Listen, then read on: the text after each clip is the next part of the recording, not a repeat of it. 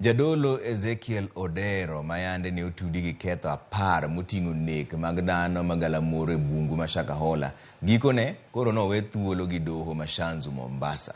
Maendi en bang' apis ogai mar jomin buche koni gisetieko nonro mag ketho mane otudugo jadolo no kendo kwayo doho mondo mi owit bura no bang' rem yude kod ketho. Jadolo Ezekiel Odero mar kanisa New Life Prayer Center mantiere Mavueni Kilifi ne ochopo doho mar Shanzu mar winjo ng'eto no. Jadolo ne bwo kinde mage nyocha kwayo doho mondo mi owit bura no bang' apisas mane none rem chwalo report matude kod ketho moriwo kod tudruok gi nek mar Shakahola.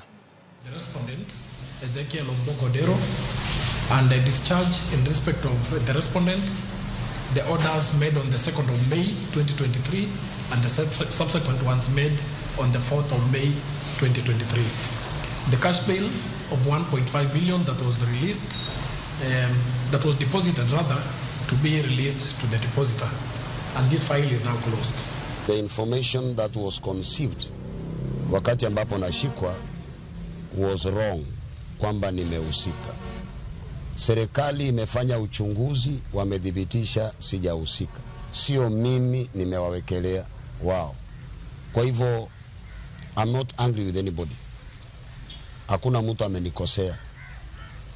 Hii ilikuwa ni test yangu, Mungu kuangalia kama mimi naweza nikasimamia ukweli na sitamuacha baada ya yote.